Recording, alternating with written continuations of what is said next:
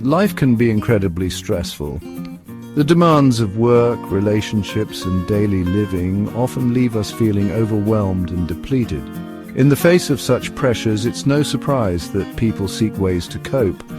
While some turn to healthy outlets like exercise or meditation, others find solace in substances that promise temporary relief. Drugs like alcohol, opioids, and benzodiazepines offer a seductive escape from the weight of our problems.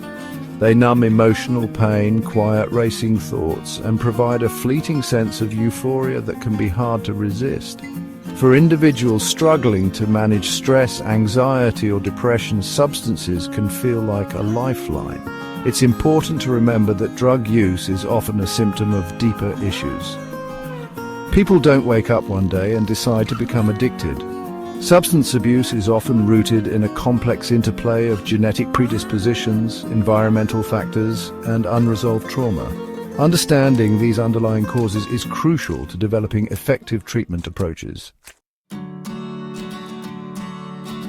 The tension reduction theory, or TRT, offers a compelling explanation for why people use drugs to cope with stress. This theory posits that individuals are driven to maintain a state of internal balance known as homeostasis.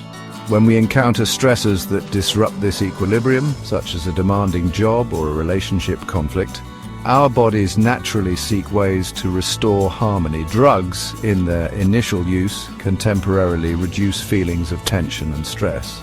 They do this by altering brain chemistry and triggering the release of dopamine, a neurotransmitter associated with pleasure and reward.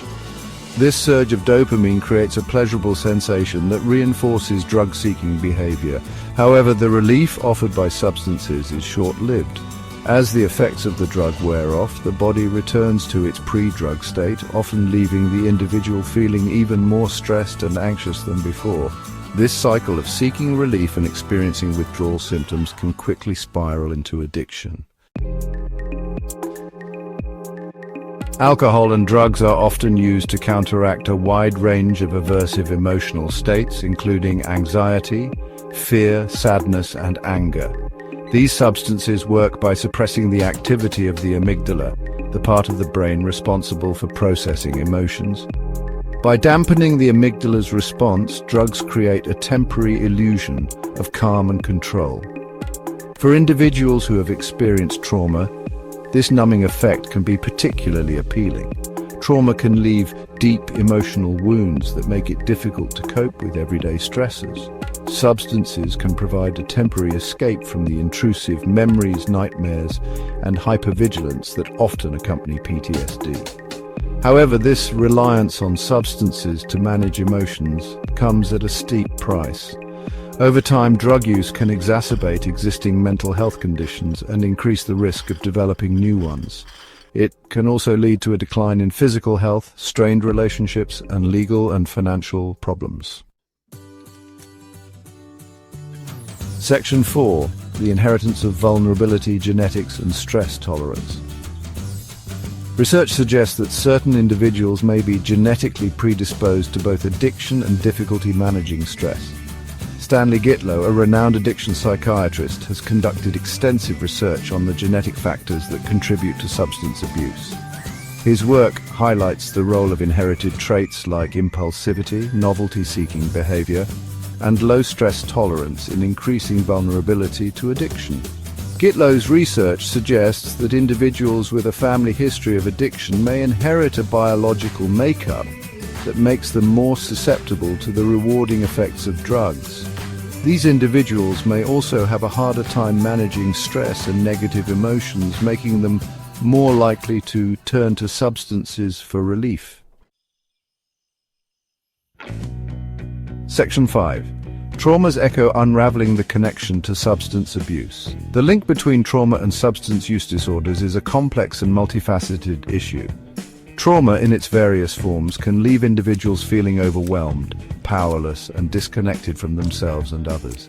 These feelings of emotional dysregulation and instability can increase the risk of developing substance abuse problems. Trauma can manifest in various ways, including physical, emotional, or sexual abuse, neglect, witnessing violence, or experiencing a natural disaster. These experiences can have a profound impact on an individual's sense of safety, self-worth, and ability to cope with stress. Section 6. Healing the Wounds Integrated Treatment Approaches. Treating individuals struggling with both trauma and substance use disorders requires a comprehensive and integrated approach. Traditional treatment models often address these issues separately, but research suggests that addressing both simultaneously leads to better outcomes.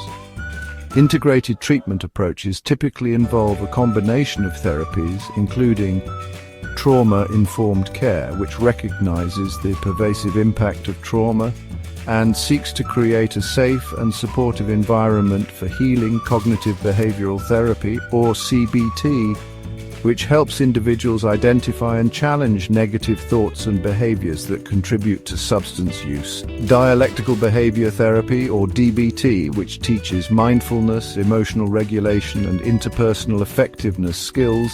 And eye movement desensitization and reprocessing, or EMDR, which is a psychotherapy treatment that helps people heal from trauma or other distressing life experiences.